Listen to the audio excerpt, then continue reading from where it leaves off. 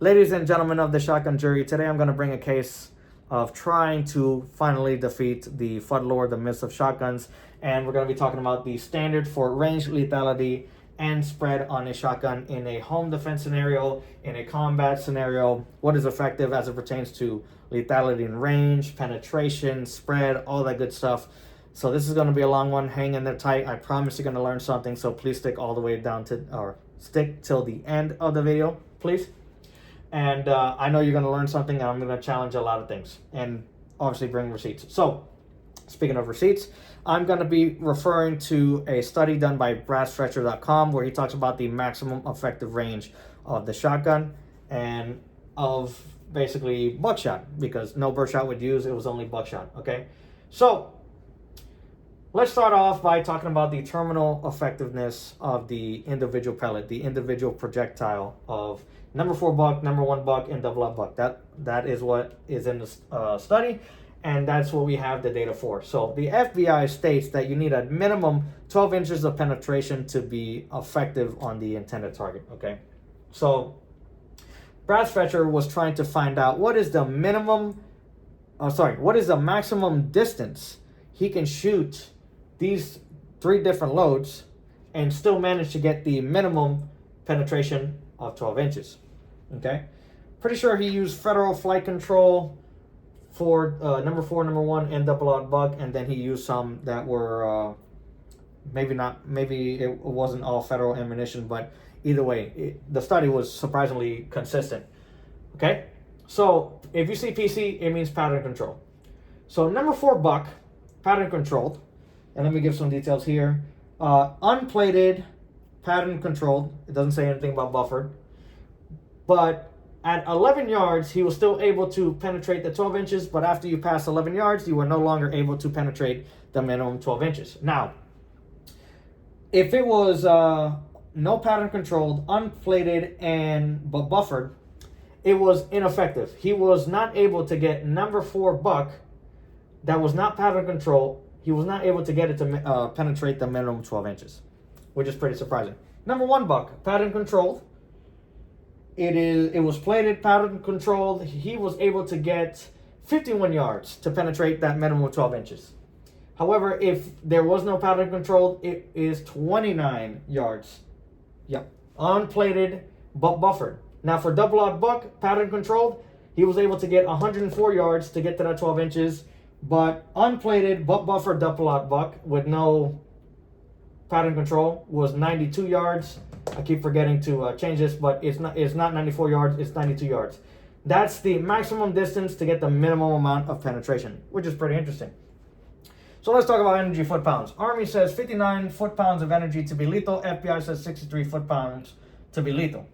So Brassfetcher had a chart where he was like, okay, he mapped out the feet per second here, and he mapped out the penetration depth here, and he found out that basically 754 to 734 feet per second was the minimum for a double out buck to get to that 12 inches. Okay, so 1 pellet of double out buck is 53.8 grains, which equals 67.9 or 64.34 foot-pounds of energy.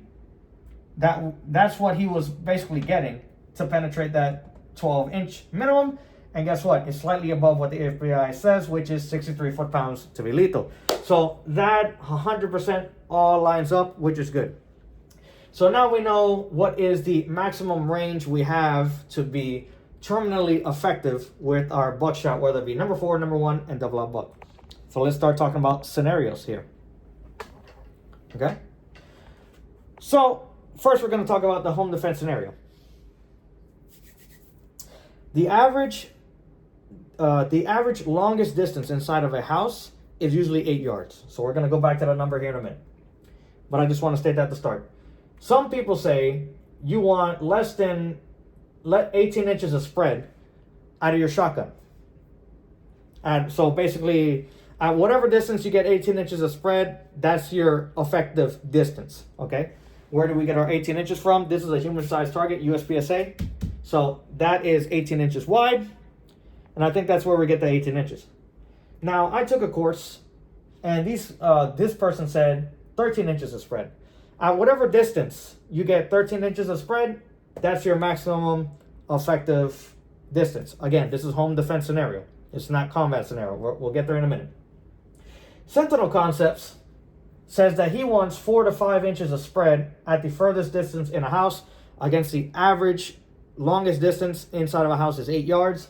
So he wants 4 to 5 inches of spread at specifically 8 yards. That's what you want. Fun fact. We're going to move down here. The average U.S. male shoulder width is 16 inches. Average U.S. female shoulders is 14 inches. That's something I found out. And maybe this instructor here who said you want equal to or less 13 inches of spread, he's maybe being considerate to the female trespassers, attackers, or whatever that may be getting into your house. But again, it makes sense that he caters to the smallest possible target, right? Because regardless of size, pattern size, all pellets must hit the intended target. We do not want any liability balls anywhere. So we have to be accountable for every single pellet. Let's say somebody is going into a room where your child is in and they're trying to break in. The child has locked the door and you decide that you want to take a shot at said person. You want to make sure that all the pellets get on the intended target and none of them, let's just say if the attacker is standing in front of the door, you don't want the pellets to go around the attacker, hit the door, and then go into the room. You want all pellets on target. I'm not disputing that. That's what most people say. 100%. I stick with that for home defense. Now, let me give you a live example. My Maverick 88 with SMB double up buck 9 pellets at 20 yards will give me 13.5 inches of spread. And I've double checked that multiple times with that load. So my effective range with a shotgun is 20 yards. So maybe that's where we get that method like, oh, shotgun is only effective up to 25 yards. What scenario? Give me a scenario, please. Okay.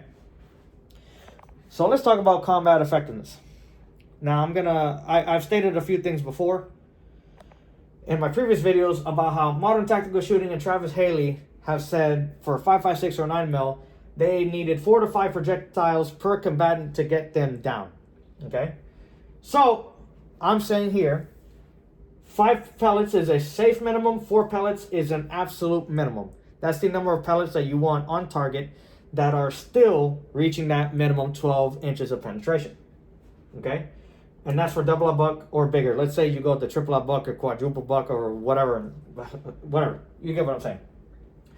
So minimum of 4 pellets is going to be a 44%. 44% of the load needs to get on target. Okay? That's for double up buck. But if we do 44% for number 4 buck or number 1 buck, here are the numbers. But I'll just go through everything here. 4 out of 9 pellets of double up buck within 104 yards, that's going to be effective. 8 out of 16 pellets of number 1 buck within 51 yards is going to be effective. 7 divided by 16 is under 44%. So it's like 43 or whatever. But that's why I put 8 here, which is basically 50%. Lining up with what Brass Fetcher said, because Brass Fetcher wants 50%. 12 out of 27 pellets of number 4 buck within 11 yards is going to be, again, considered effective if we're using that 44% minimum. Okay. So now that's let's just say an easy roadmap right here of the number of pellets, the size of the pellet, and the distance. Awesome. But let me ask you this. Can your IFAK plug 4 holes? Let's go over here to this target, and I'm going to show you this. These IFAKs are getting pretty popular. They're the ones that you put behind your back. They can put a tourniquet right here. This is by Warrior Power Society. Put a tourniquet here, and this has like a little wallet thing that comes out. On the back side right here, you have your scissors. And then this, again, opens like a little wallet. And then you can put your hyphen vent seals. You can put your gauze. You can put the little blue tube, whatever the hell that is. Your Israeli bandage in here, etc. But this, the way it's refilled by Warrior Power Society, I don't think they have a lot of gauze here. Now let me tell you something right now. If we want to talk about Stop the Bleed, because I'm gonna have to talk about that. I've taken Stop the Bleed twice, and I've got 2 certificates for each time I've gone. I found out very quickly that if you have a hole that's 1 inch wide and 1 inch deep, you're gonna need 3 gauze. Do you have enough gauze on you to plug 4 holes? Let's just say if Double Up Buck puts a 1 inch hole, 1 inch by 1 inch hole in somebody, don't know, but humor me here. You got 4 pellets on target. Each wound is 1 inch by 1 inch, and it requires 3 gauzes. That means you need 12 in total. Does your IFAK support 4 holes? So tell me if it's combat effective or not. Okay? So here's where we go to our target. If the person is not wearing body armor, and we have 1 pellet of double-aught buck, let's just say 50 yards. We know within 104, it's gonna penetrate that minimum 12 inches, right? We got 1 pellet, hits right here. Are you done? Done. Done, done, done. You are done, okay? Let's just say, let's look at the pelvic area here. You get 2 pellets, double-aught buck, 50 yards. Right here, are you done? I don't know if you're going to be able to stand. You might be able to get dragged. Or they're going to have to drag you, okay? That's what I meant to say. But how effective are you going to be fighting back if you get 2 pellets in the pelvic area? Okay, if somebody has body armor, I can easily go down and aim for the pelvic and just load them up on the bottom. Let's say you get 4 pellets down here in the pelvic area. I'm pretty sure you're not going to be able to stand and carry yourself. You're going to have to get dragged down, okay? Let's just say you get 1 pellet in the pelvic area and it hits the pelvic bone. Is that effective or is that not effective? Okay? Again, within your range, let's say you're using number 1 buck and you're shooting at 25 yards. And you get 2-3 pellets, right? Number 1 buck shell has 16 pellets, okay? I put that down here, 16 pellets. If I get 3 pellets of number 1 buck on target within 51 yards, is that combat effective? So that's where I kind of want to question. Yes, I absolutely know, I just said earlier, 4 to 5 projectiles per combatant to get them down. But if we're going by the 4 to 5 pellet minimum, and I'm within 51 yards, I mean, I could switch to number 1 buck if I know I'm going to be shooting within 51 yards, because I have 16 pellets that are able to penetrate that minimum 12 inches. So there's a little room to play with there, right? But then also I have to be a lot more careful because if I'm in a team, in a squad, I'm going to say this again, I said this in my previous videos, either be in the front or be in the back. Don't be in the middle. Because if I decide to do something like that and I go to shoot, I don't want any of those balls to hit my team. Again, there is a certain level of liability. However, if you're at the front of the group or the back of the group, that liability goes significantly down because you're not going to be aiming at your teammates. You're either going to be covering the rear or you're going to be leading at the front as a point man. So keep that in mind. But yeah, what is combat effective? Right here is the main core, right? But what about a pellet in the middle of the thigh? Let's go double-aught buck, 50 yards. Let's go back to that again. I get it to the center of the thigh. I'm assuming no one has ever been shot. I'm also assuming that not a lot of you has actually put a tourniquet on themselves and put it on tight to where it is effective in a medical way. I tell you what, in those Stop the Bleed courses, one of the things that they had us do is put the tourniquet on and tighten it down to where it like stops the blood flow. You cannot bend your leg. It could be high and tight. You can't bend your knee. So you're going to be hobbling like this. So you tell me if you're going to be effective to fight back after you've been shot in your thigh and then you got a tourniquet on you. If you do, more power to you. But I tell you what, 4 to 5 projectiles, again, is a good, safe minimum there. But I will tell you this. If you're working within your range and you get 1 pellet on target and it's still able to penetrate 12 to 18 inches, you are going to do some damage. Okay? Which leads to spread in a combat scenario. Some people say, hey, in a combat scenario, you don't need a choke. You just need a wall of lead going down range. Okay. But if I'm finding, and I'm going to go back to Brass Fetcher's study here in a minute, but if I'm finding that my spread is way too wide, right? Let's say right here, let's say my spread is way too wide to where it's getting all around the target and it's not getting all on the target, then yeah, maybe I want to tighten it down, because I don't want a big hole in the middle of my pattern. If I constantly get a circle of death, but every time I try to aim something and there's no pellets going into the center, that's going to be a problem, right? So that's something that you have to work on an individual basis for your shotgun and your loads. So I'm just going to go over right now the effective range as it pertains to spread and hit probability that Brass Fetcher said. Okay, so we know at what distance we have terminal effectiveness when it comes to number 4, number 1, and double lock buck, right? But Browse Fetcher does answer the question of distance. He uses the 50% rule. I'm using the 44%. Although I said, we already know that one pellet is effective.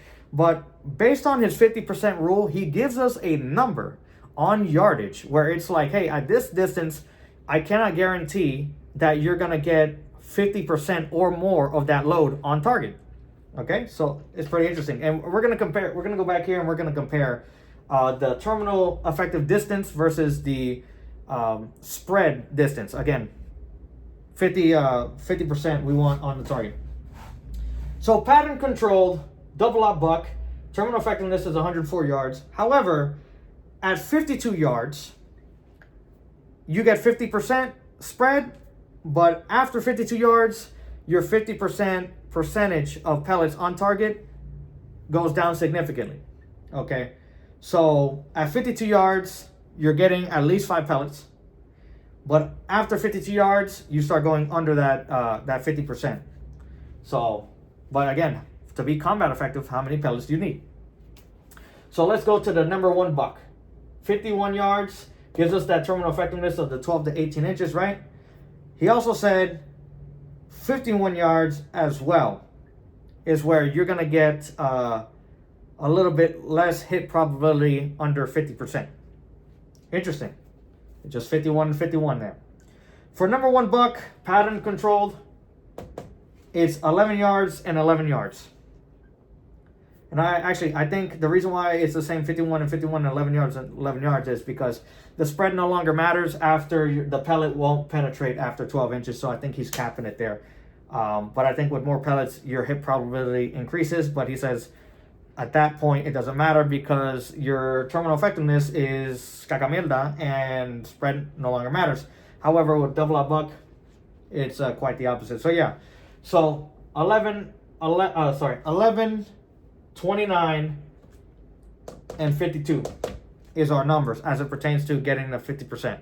But again, at this point, let's just say we're saying I want to run primary shotgun, but I want to increase my my percentage. Do I start running chokes? And if I start running chokes, is that going to stop my capabilities of running slugs? And do I want the capability of running slugs more than I want a tighter pattern of buckshot? It all depends on you. It all depends on your use case. Some people say, hey, don't tighten the pattern, just go. If you need something that's, need more accuracy, just put it in the slug. But then we go into another issue where it's like, man, how do I separate or carry the slugs so that way I can quickly put it in the shotgun when I need it at longer distances? That's kind of the main question, which you have to answer with your own personal setup. Okay, and that's why I did a setup video on my gear and how I said I can easily grab a slug and put it in the shotgun very fast. Because here's the thing: when we need burst shot to take out a drone, we need it now. When we need a slug to take out something far distance, we need it now. Anytime, we need it now. So that's kind of the thing. Last thing I'll leave you with is I don't think in his spread example, I don't think he talked about 1 inch per yard setup. And I actually think in his testing, he did not do 1 inch per yard. And what I'm talking about is most people say, hey, at 20 yards, you're going to get 20 inches of spread. That's what I'm talking about, 1 inch per yard. Surprisingly, I'll leave you with this last piece of data and I'll just go over this and then end the video there. But as I said earlier in this video, Maverick 88 with SMB ammunition, double lock buck, 9 pellet, 18.5 inch barrel. At 20 yards, I got 13.5 inch spread. I told you that when I was talking about the home defense scenario, right? With the that day I was testing out the SMB versus the Fiocchi Defense Dynamic, which is number 1 buck but 9 pellets. Okay, so the number 1 buck, 9 pellets of Fiocchi. At 10 yards, I got 4 inches of spread. At 15 yards, I got 9 inches of spread. At 25 yards, I tested it twice.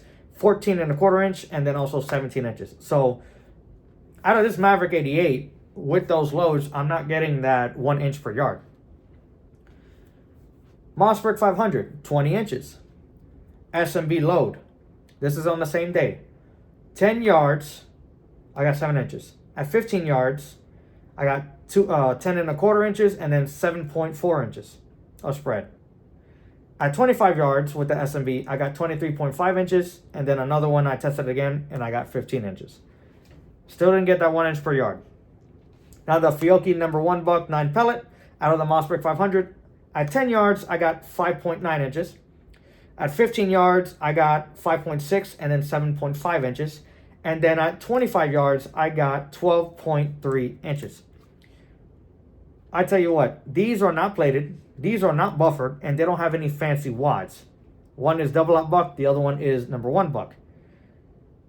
I could not get that 1 inch per yard, which is pretty interesting, and this is why we pattern our stuff.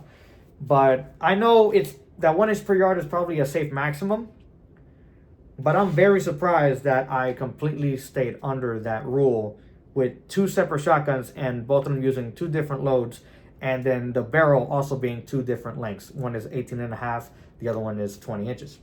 So always pattern your stuff. Always make sure, especially in the home defense, always make sure you know what your shotgun is going to do with what load. But again, that 1 inch per yard, I can't find it. I got another shotgun I want to test out, but that one has a fixed modified choke. I know it's going to be tighter than a 1 inch per yard. And the other 2 shotguns that I use, the Maverick 88 and the Mossberg 500, those are cylinder bore barrels. They're not fixed chokes. They're not adjustable chokes. They're just cylinder bore. Just pretty interesting. Hopefully you like my presentation. Like, share, subscribe, comment down below. Tell me what you think about it. Tell me if you agree. Tell me if you disagree with any part of it. I want to hear it. I want you guys to comment down below. I actually go over every single comment on all of my videos. Talk to me about what you think about the home defense standard, and tell me what you think about the combat effectiveness standard. Do we need 1 pellet? Do we need a minimum 4? You know, what is it? I really want to hear you guys' feedback because I'm interested in engaging with you guys, and hopefully with the data that I showed. And again, go down in the description and I'll put the link for the brassfetcher.com study that he ended up doing. It's very interesting to read all the way through. There's not everything I wanted to cover.